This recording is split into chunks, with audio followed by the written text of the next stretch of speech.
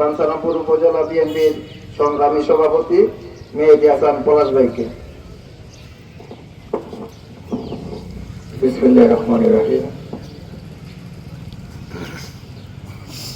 আমরা এমন একটি জায়গায় দাঁড়িয়ে,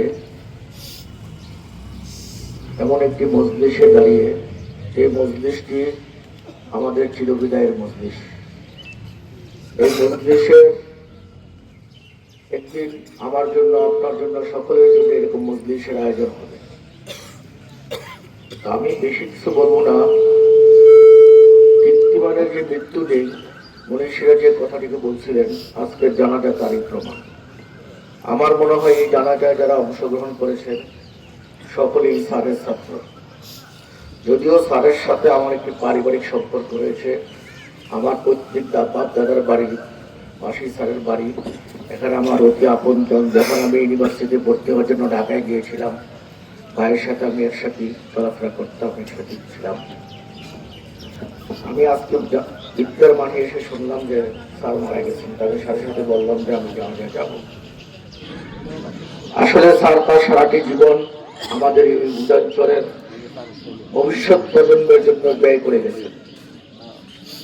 স্যার তার আমার জানার মতে 42 বছর এই স্কুলে শিক্ষকতা করেছেন।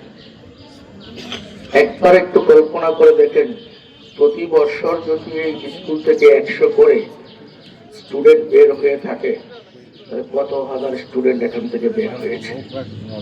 আমাদের এই বাঞ্ছারামপুর তথা উদাঞ্চলের সামাজিকভাবে অবক্ষয়ের হাত থেকে রক্ষা করার জন্য, ভবিষ্যৎ করার জন্য স্যার অক্লান্ত পরিশ্রম করেছেন। আমরা বাঞ্ছারামপুরবাসী, বিশেষ করে উদাঞ্চলবাসী, আমরা স্যারের কাছে চিরঋণী। আমি বিশ্বাস করব স্যার যে আলোক বক্তৃতা রেখে গেছেন, স্যার যে আদর্শ আমাদের মাঝে রেখে গেছেন, স্যার যে আমাদেরকে নিয়মানুবর্তিতে শিখিয়ে গেছেন, এটা আমরা ধারণ করে আমাদের ভবিষ্যৎ প্রজন্মকে আমরা শুয়ে গড়ে তুলতে চেষ্টা করব। আজকে জানা যায় এসে আমরা স্যারের কয়েকটি গুণগান কথা বলে আমরা চলে গেলাম, তাহলে স্যারের আত্মা কষ্ট পাবে।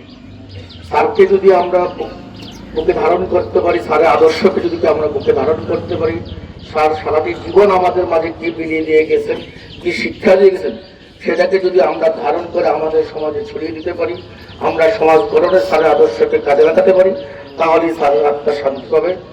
আমি ব্যক্তিগতভাবে আজকে খুবই শোকাহত এবং বাঞ্ছারামপুর উপজেলা বিএনপির পক্ষ থেকে আমি স্যারের পরিবার সমবেদনা জ্ঞাপন করছি এবং আমি মহান রব্বুল আলামিনের কাছে দোয়া করি, মহান রব্বুল আলামিন যেন স্যারের এই যে অগণিত ভক্ত, অগণিত স্টুডেন্ট, তাদের চোখের পানির দিকে তাকিয়ে হলো স্যারকে আল্লাহ মাফ করে দেয়, জান্নাতের সর্বোচ্চ মাকাম জান্নাতুল ফেরদৌস দান করেন।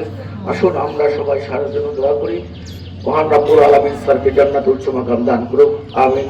ওয়া আখিরু দাওয়ানা আলহামদুলিল্লাহি রাব্বিল আলামিন। আসসালামু আলাইকুম ওয়া রাহমাতুল্লাহ।